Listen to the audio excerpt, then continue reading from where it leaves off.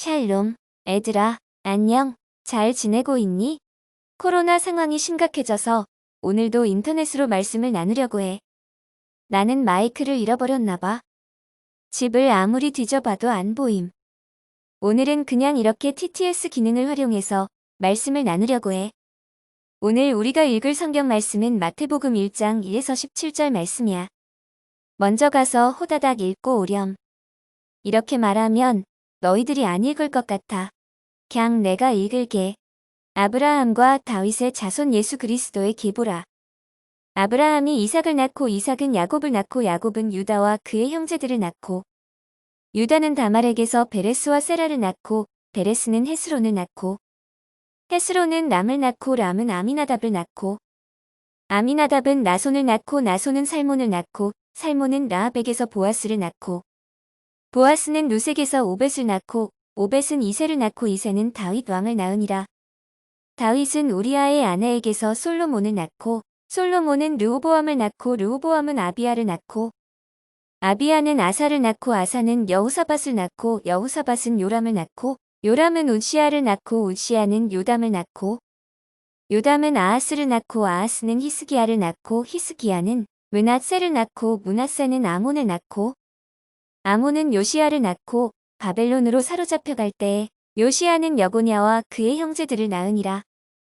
바벨론으로 사로잡혀간 후에 여고냐는 스알디엘을 낳고 스알디엘은 수룹바벨을 낳고 수룹바벨은 아비웃을 낳고 아비웃은 엘리야김을 낳고 엘리야김은 아소르를 낳고 아소르는 사독을 낳고 사독은 아킴을 낳고 아킴은 엘리웃을 낳고 엘리웃은 엘르아살을 낳고 엘르아살은 mat단을 낳고 mat단은 야곱을 낳고 야곱은 마리아의 남편 요셉을 낳았으니 마리아에게서 그리스도라 칭하는 예수가 나시니라. 그런즉 모든 대수가 아브라함부터 다윗까지 열네 되어 다윗부터 바벨론으로 사로잡혀갈 때까지 열네 되어 바벨론으로 사로잡혀간 후부터 그리스도까지 열네 되더라. 마태복음은 신약 성경을 펴면 가장 먼저 나오는 책이야. 마태복음을 기록한 사람은 왜 마태복음을 기록했을까? 이 질문에 답을 얻기 위해서 우리는 마태복음에 대한 한 가지 특징을 알아야 해. 그게 뭘까? 마태복음이 예수님을 믿는 유대인을 위해 기록된 책이라는 점이야. 보통 유대인들은 예수님을 싫어했으니까 예수님을 믿던 유대인들은 예수님을 믿는 이유만으로 많은 시련과 핍박을 당했겠지. 예수님이 왜 돌아가셨는지 기억해봐. 또 누구에 의해 죽었는지 기억해봐. 예수님은 유대인들에 의해 고발당했고 신성모독죄로 처형당하셨어. 예수에 대한 분노와 혐오는 예수를 하나님으로 믿던 유대인들에게 이어져 내려갔고 이들은 많은 핍박, 차별, 혐오 등을 당했어. 한마디로 엄청난 갈굼을 당했다는 거야. 단지 예수님을 믿는 이유만으로 심각한 갈굼을 받은 그리스도인들은 아마도 마음이 힘들고 괴로웠을 거야. 몸이 지치면 마음이 지치고 마음이 지친 사람에게 현실은 언제나 가혹한 법 아니겠어? 예수를 하나님으로 믿는 것이 힘에 부칠 때, 신앙을 고백하는 것이 힘이 들 때 사람들의 믿음은 흔들렸겠지. 그리고 흔들리는 교회 공동체 속에서 마태복음이 기록된 거야. 오늘 너희들의 상황은 어떠니? 오늘 너희가 교회를 다니기 위해 또는 신앙을 지키기 위해 핍박과 차별과 혐오 등을 마주하고 있다면 마태복음의 이야기가 무너져 내리는 너희들의 마음에 와닿을 거야. 그렇다면 마태복음을 기록한 사람은 무슨 말이 하고 싶었을까? 결론부터 말할게. 마태복음은 우리에게 예수가 내 삶의 그리스도다 라는 사실을 믿으라고 말하고 있어. 예수가 내 삶의 그리스도다. 예수님이 내 삶의 그리스도라는 말은 무슨 뜻일까? 이 말은 내 인생을 정말로 가치 있게 만드는 일들은 세상의 속삭임에 있지 않고 예수님의 가르침에 있다는 거야. 이 사실을 믿는 사람은 세상에 좋아 보이는 것들만 추구하려 하지 않고 따라가려 하지 않아. 그 대신 예수님의 가르침을 삶 속에서 실천하며 살아가게 되지. 그러다 보면 그 사람은 반드시 삶 속에서 갈등과 선택의 문제에 직면할 수밖에 없게 돼. 때로는 조바심으로 인해 갈등하게 되고, 때로는 불안함으로 인해 갈등하게 되고, 때로는 두려움, 낙담, 분노 등으로 갈등하게 되기도 하지. 그리고 어떤 경우에는 물리적 폭력, 언어적 폭력, 감정적 폭력에 의해 갈등하게 되기도 하지. 나를 휘두르려는 모든 힘에 대해 마태복음은 말하는 거야. 내 삶의 왕은 예수 그리스도다. 나를 들었다 놨다 하는 모든 일들 앞에 인생이 롤러코스터 같다고 여겨지는 상황 속에서 우리가 봐야 하는 것은 무엇일까? 쉼없이 변하는 상황이 아니라 변하지 않는 하나님을 보라는 거지. 그래서 주변 것들에 휘둘리지 않고 내 삶의 주체성을 가지고 사는 일. 이게 예수를 내 삶의 그리스도로 믿으며 사는 사람들의 모습이야. 마태복음 1장 1절을 보면 3명의 인물이 등장하지. 아브라함, 다윗, 예수 그리스도. 이 세 인물의 공통점은 무엇일까? 바로 하나님의 약속과 관련 있는 인물들이라는 점이지. 하나님의 약속은 성경을 이해하기 위해서 정말 중요한 개념인데 왜 중요할까? 먼저 약속을 걸어오시는 자가 하나님이기 때문이야. 거짓말쟁이와 약속을 하면 아무도 그 약속을 신뢰하지 않겠지. 그런데 하나님은 거짓말을 하지도 사람을 속이지도 않기 때문에 하나님의 약속은 신뢰할 만하다는 거야. 또 하나님은 변하지도 없어지지도 않기 때문에 하나님의 약속은 영원하다는 거지. 다시 말해서 하나님의 약속은 변하지도 않고 영원하며 신뢰할 만하다는 거야. 이 하나님의 약속을 받은 대표적인 인물들이 바로 아브라함과 다윗이고 그 약속을 이루신 분이 예수님이라는 거지. 성경을 보니까 아브라함은 하나님과 밤하늘을 두고 한 가지 중요한 약속을 했었어. 내용은 대충 이래. 어느 날 하나님이 아브라함을 밤늦게 불렀고 한마디 하셨지. 아브라함아, 밤하늘을 올려다봐라. 무엇이 보이느냐? 아브라함이 대답했지. 하나님, 밤하늘에 별들이 보입니다. 하나님이 다시 물었어. 그 별들을 세어볼 수 있겠느냐? 아브라함이 다시 대답했지. 힘들겠는데요? 그때 하나님이 아브라함에게 약속하셨어. 너는 늙었고 자식도 없지? 그런데 이제부터는 너에게 많은 자식이 생길 것이다. 저 하늘의 별들보다 많이. 이 약속은 하늘이 무너져도 내가 영원히 지킬 것이다. 그리고 아브라함은 그 약속을 굳게 믿으며 살았어. 그 결과 하나님의 약속은 아브라함을 통해서 이스라엘 백성이 되었고 이 백성은 영원토록 하나님이라는 아버지를 두고 살 것만 같았어.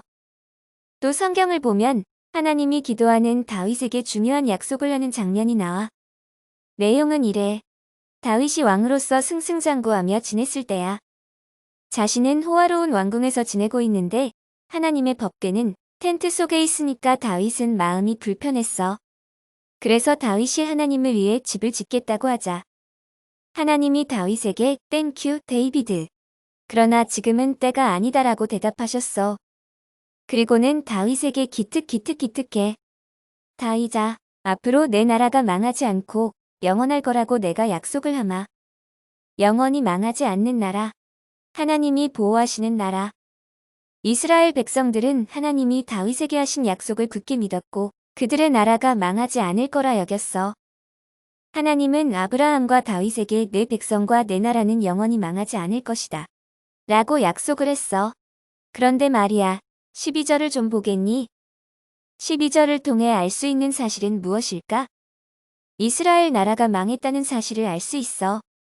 영원할 거라고 하나님이 약속했는데 망해버렸으. 왜 망했는지는 우리가 지난 2년간 매주일 함께 공부했으니 그 과정은 그냥 넘어가자. 영원할 것 같은 하나님의 약속. 변하지 않을 것 같은 하나님 약속이 무너진 거야. 포로로 잡혀간 사람들은 수군수군거리기 시작하는 거지. 뭐야 하나님 어디 있음? 뭐야 하나님 살아있음? 뭐야 하나님 왜 믿음? 이스라엘 나라 사람들은 나라를 빼앗기고 가족을 잃어버리고 민족을 잃어버리고 이스라엘로서의 정체성을 잃어버리는 비극을 맞이하게 되지. 마음속에 들어찬 상실감과 지배자들의 학대는 이스라엘 백성들의 신앙과 하나님을 향한 믿음을 흔들기에 충분했어. 그러나 하나님은 이스라엘 백성을 다시 부르고 그들의 나라를 세울 수 있도록 도와주셨어. 다 망해버린 이스라엘 백성을 다시 일으킨 것은 하나님의 약속이고 그 약속을 지키시는 하나님이셨어. 이스라엘 백성의 눈에는 망해버린 나라, 사라져버린 가족, 잃어버리고 빼앗겨버린 것들만 보였지만 그 와중에서도 하나님의 선지자들은 잃어버린 것이 아니라 잃어버릴 수 없는 것을 보자고 목소리를 높였어. 이들이 다시 하나님을 바라봤을 때 하나님은 이들을 다시 원래 있던 곳으로 돌려놓으셨어. 다시 마태복음이 쓰인 상황으로 돌아와 보자. 이스라엘 나라는 로마의 식민지 지배를 받고 있고 예수님을 믿는 사람들은 같은 민족에게 핍박을 받는 상황. 이스라엘 나라 사람들은 로마의 식민지 지배를 받는 상황이 마음에 들지 않았고 예수를 믿는 사람들을 괴롭히고 못살게 굴었어. 예수를 믿는다는 이유 하나만으로 기독교인들은 손가락질을 당하고 위협을 당하고 고통과 차별과 혐오를 당할 수밖에 없었어.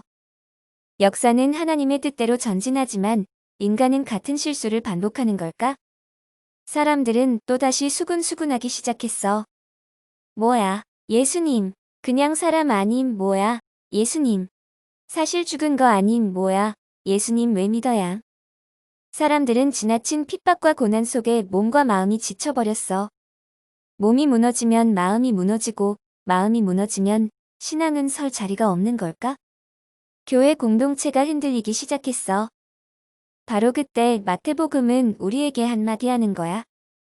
하나님의 약속은 무너지지 않는다. 하나님은 우리를 버리지 않는다. 우리가 믿는 예수는 하나님이 보낸 그리스도가 맞다. 오늘 우리의 슬픔과 아픔 속에서 우리가 봐야 할 것은 예수 그리스도이시다. 세상의 사람들이 아무리 나를 억눌러도 세상의 고개를 숙이지 말아라. 우리가 섬겨야 할 대상은 세상이 아니라 예수 그리스도이시다. 우리가 귀 기울여야 하는 목소리는 세상의 소리가 아니라 주님의 말씀이다. 우리가 믿어야 하는 것은 세상이 나에게 행하는 판단이 아니라 나를 사랑한다던 예수님의 사랑이다. 마태복음은 우리에게 예수를 믿느라 잃어버린 것을 보지 말고 절대 잃어버릴 수 없는 것을 붙잡으라고 말하는 거야. 우리가 절대로 잃어버릴 수 없는 것은 바로 하나님의 약속, 그리고 그 약속을 이루어 주신 예수 그리스도야. 세상이 변하고 내가 처한 상황이 변하며 내 마음이 변해도 하나님은 변하지 않는다. 하나님의 약속은 무너지지 않는다. 예수 그리스도는 패하지 않는다. 우리는 이 사실을 믿어야 하는 거야. 그런데 우리의 신앙이 흔들리는 이유는 무엇일까? 애들아, 오늘 너의 신앙이 흔들리는 이유는 무엇이니? 아마도 우리가 하나님을 믿지 않고 하나님을 의심했기 때문이겠지. 그리고 세상을 의심하지 않고 세상을 믿었기 때문일 거야. 사실 누구나 같은 이유로 신앙이 흔들리고 의심하고 회의하며 살아가지. 강도사님도 마찬가지야. 그런데 성경은 그 와중에서도 내 삶의 방향을 잃지 말라고 말씀하신다. 비록 내가 처한 상황이 내가 원하던 상황은 아니라 할지라도, 내가 처한 상황이 나를 힘들게 해서 내 마음이 어렵다 할지라도, 내 마음이 어려워서 신앙이 흔들린다 할지라도 말이야. 하나님은 우리가 고개를 들어 하나님을 보려고 애쓰길 바라신다. 흔들리지 않는 신앙은 없어. 애쓰는 신앙만 있을 뿐. 애들아, 예수님이 너희의 삶에 정말로 그리스도가 맞으시니? 너희들의 처한 상황 속에서 예수님은 어떤 분이시니? 호랑이도 야생 호랑이, 동물원의 호랑이, 종이 호랑이가 있는데 우리 예수님은 우리의 삶에 어떤 분이니? 정말로 예수님이 내 삶의 왕으로 계시는지, 아니면 말로만 생각으로만 예수님을 믿고 있는 것은 아닌지 한번 생각해보자. 예수님은 내가 인정하지 않아도 온 세상의 그리스도이셔. 예수님은 내가 인정할 수 없어도 내 삶의 그리스도이셔. 예수님은 내가 처한 상황 속에서 너를 붙들어줄 유일한 구원자이셔. 그런데 너는 예수님을 한낱 관습의 영역으로 끌어내리고 있지는 않니? 푸념의 대상으로만 여기고 있는 것은 아니니? 인생의 짧은 생각과 경험에 비추어 하나님을 판단하고 있는 것은 아니니? 어쩌면 우리는 예수님을 손바닥으로 가릴 수 있다고 생각하는 것은 아닐까? 마태복음은 예수님이 아브라함과 다윗의 언약을 성취할 유대인의 참된 왕이라고 말하고 있어. 그리고 그 사실은 예수님을 믿던 유대인들에게 자랑이었고 삶의 소망이었어. 오늘 예수님을 믿는 일이 너희들의 삶에 어떤 일이니? 너희들에게도 여전히 예수가 너희 삶의 그리스도라는 사실이 자랑이고 삶의 소망이니? 아니면 그 사실을 감추느라 급급해하고 있지는 않니? 그것도 아니면 마음속 한편에 예수님을 두고 외면하고 있지는 않니? 예밍아웃을 하기 힘든 시간을 보내고 있는 것 같아. 모든 상황 앞에서 우리가 해야 할 일은 무엇일까? 먼저는 겸손히 자신을 돌아봐야겠지. 억울해할 필요도 분노할 필요도 없어. 겸손히 나 자신을 하나님 앞으로 데려가자. 그리고는 오늘 나의 모습이 누구를 닮았는지 생각해 봐야 해. 세상을 닮은 사람은 하나님을 부끄러워할 것이고, 하나님을 닮은 사람은 예수님처럼 세상을 사랑하려는 마음을 가질 거야. 그 무엇이 되었든 예수가 내 삶의 그리스도라는 사실을 경험하고 고백하는 일들이 넘쳐나길 바란다. 다음 주에 만나자. 제발. 비읍비읍.